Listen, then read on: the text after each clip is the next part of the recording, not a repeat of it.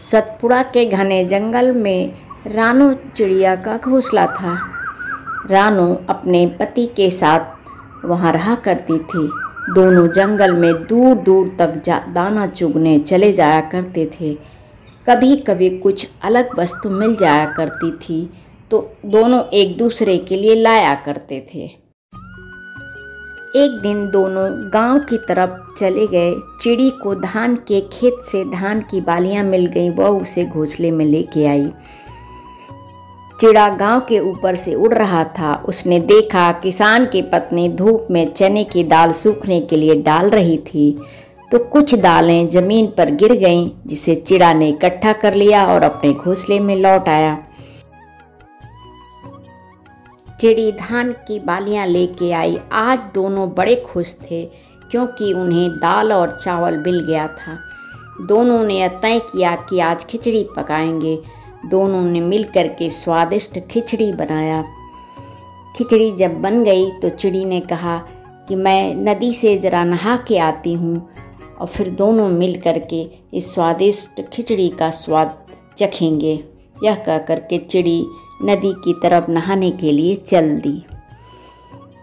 चिड़ी नहा करके वापस आ ही रही थी कि उसे रास्ते में मीनू चिड़ी मिल गई। मीनू ने कहा, अरे रज्जो, आजकल तुम दिखाई ही नहीं दे रही हो, कहाँ रहती हो?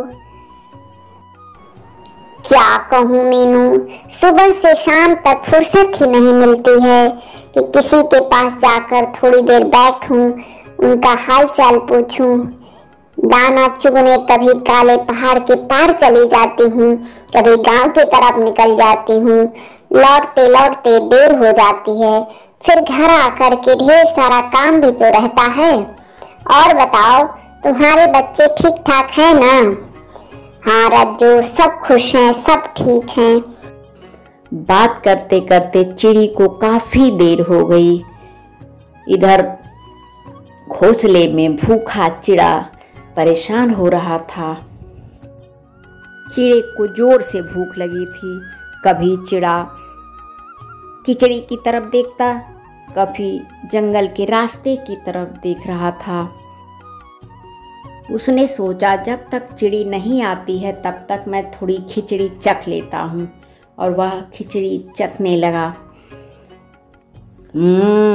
खिचड़ी तो बड़ी ही मज़ेदार बनी है। उसे खिचड़ी बहुत अच्छी लगी। उसने सोचा थोड़ा और ले लेता हूँ, थोड़ा और ले लेता हूँ। इस तरह करते करते वह तो पूरी की पूरी खिचड़ी खा गया। पूरा बर्तन खाली हो गया। जब चिड़ी नदी से नहाकर वापस आई तो उसने देखा ये तो पूरी की पूरी खिचड़ी चिड़े ने खा लिया, पूरा बर्तन खाली पड़ा है। उसे बहुत गुस्सा आया और उसे रोना भी आ रहा था। उसने चिड़े से कहा, तुम्हें मेरी बिल्कुल भी परवाह नहीं है, तुम मुझे बिल्कुल भी प्यार नहीं करते हो। मैं अब तुम्हारे साथ बिल्कुल भी नहीं रहूंगी। मैं तो मायके जा रही हूँ, अब कभी भी लौट के नहीं आऊंगी। चिड़ा ने उसे मनाने की बहुत कोशिश की पर चिड़ी बिल्कुल नहीं मानी। वह उड़ चली। जैसे ही वह नदी तट पर पहुंची उसे एक काला कौवा मिल गया। उसने पूछा, चिड़ी, ओ चिड़ी, कहाँ चली? बड़े गुस्से में लग रही हो, क्या बात है? रज्जो ने कहा, मेरी चिड़ा से लड़ाई हो गई है। उसने मुझे भूखा रखा, उसने मेरा इंतजार भी नहीं किया, पूरी की पूरी खिचड़ी खुद खा गया। मैं तो मायके जा रही हूँ। कालू कौवे ने कहा, रानू, मायके मत जाओ, तुम मेरे पास रह जाओ ना। रानू ने कहा, काए खियैबा काए पियैबा कालू, काई करबा दिनवा रात, काई करबा दिनवा रात। कवने पे जरवा में रखबा कालू, रही तो हरे ही साथ, राही तो हरे ही साथ। कालू ने कहा, रज्जो रानी, निमकी नी बौरी खियैबो रानी, ठंडा पानी पियाऊं, ठंडा पानी पियाऊं। निबिया के डरिया पे रखबो तो हके, करबो सेवा तोहार, करबो सेवा तोहार। नीम की निबौरी खिलाऊंगा, ठंडा पानी पिलाऊंगा, नीम की डाल पर तुम्हें रखूंगा, तुम्हारी मैं बहुत सेवा करूंगा। रज्जू रानी, मैं तुम्हारी बहुत सेवा करूंगा, तुम मत जाओ, मेरे पास ही रह जाओ। चिड़ी बोली, मुझे कड़वी निबोली बिल्कुल भी नहीं खानी है, मुझे तुम्हारे साथ बिल्कुल भी नहीं रहना है, मैं तो अपने मायके जा रही हूँ। इतना कह करके चिड़ी उड़ चली। अभी वह कुछ ही देर उड़ी थी कि सामने से मिट्ठू आता हुआ दिखाई दिया और वह रानू से बोला, रानू रानी, कहाँ उड़ चली? अकेले अकेले कहाँ जा रही हो? बड़े गुस्से में लग रही हो। रानू ने कहा, हाँ मिट्ठू, मेरा चिड़ा से झगड़ा हो गया है, उसने पूरी की पूरी खिचड़ी खा ली, वह मेरा बिल्कुल भी ध्यान नहीं रखता है, वह मुझे भूखा रखता है, मैं मायके जा रही हूँ, अब मैं कभी वापस नहीं आऊंगी। मिट्ठू ने कहा, रानू रानी, तुम मायके मत जाओ, तुम तो मेरे पास ही रह जाओ, चिड़ा को छोड़ दो। रानू ने कहा, काई खियैबा का पियैबा मिठू, काई करबा दिनवा रात, काई करबा दिनवा रात, कवना पिंजरवा में रखबा मिठू, काई से खैबा दिनवा रात, काई से खैबा दिनवा रात। तुम मुझे क्या खिलाओगे, दिन रात क्या करोगे, किस पिंजरे में रखोगे, क्या क्या मुझे सिखाओगे? मिट्ठू उत्तर देता है,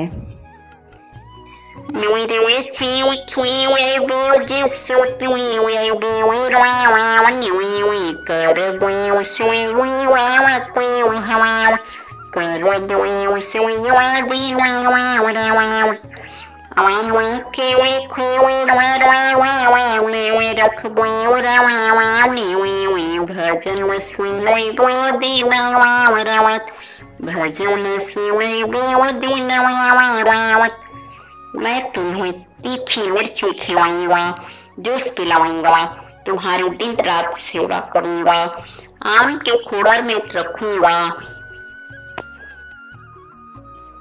राम नाम की भजन तुम्हें दिन रात सुनाऊंगा।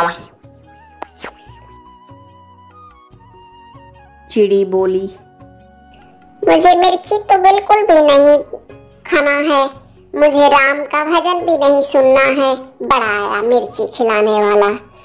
वह जल्दी जल्दी वहां से उड़ चली। जब वह अपने मायके वाले गांव के बाहर पहुंची तो वहां उसे गांव का कुत्ता बंटी मिल गया। बंटी ने कहा, अरे वो चिड़ी, इतनी जल्दी जल्दी कहाँ भागी जा रही हो, क्या बात है? चिड़ी बोली, मायके जा रही हूँ। कुत्ता बोला, काहे? चिड़ी मायके क्यों जा रही है? चिड़ी ने कहा, मेरा चिड़े से झगड़ा हो गया है, उसने मुझे भूखा रखा, पूरी की पूरी खिचड़ी अकेले खा लिया, वह मेरी बिल्कुल भी परवाह नहीं करता है, मैं उसके पास बिल्कुल भी नहीं रहूंगी। बंटी बोला। चिड़ी, तू मेरे साथ रह जा, मैं तुझे बहुत प्यार करूँगा, तुम्हारी मैं बहुत सेवा करूँगा, तुम्हें मैं खूब अच्छे से रखूँगा। चिड़ी बोली, तू कहाँ रहता है, क्या खाता है और मुझे कैसे रखेगा? कुत्ता बोला, पटेल के घर में रहता हूँ, ठंडा पानी पीता हूँ, गुड़ फुटाने खाता हूँ, रखवाली मैं करता हूँ। गुड़ फुटाने का नाम सुनते ही चिड़ी के मुंह में पानी आ गया। वह बोली, मैं तेरे साथ रह जाऊंगी, पर पहले तू मुझे गुड़ फुटाने तो खिला। कुत्ता उसे बाजार ले गया। वहाँ उसे दुकान पर कोई दिखाई नहीं दिया। वह दुकान में चुपके से घुस गया, गुड़ फुटाने निकाल लाया। दोनों जल्दी जल्दी खाने लगे। इतने में दुकानदार आ गया। चिड़ी तो फुर्र से उड़ गई। कुत्ता को दुकानदार ने डंडा डंडा खूब पीटा। कुत्ता लंगड़ाता हुआ भागा। चिड़ी ने कुत्ते से कहा,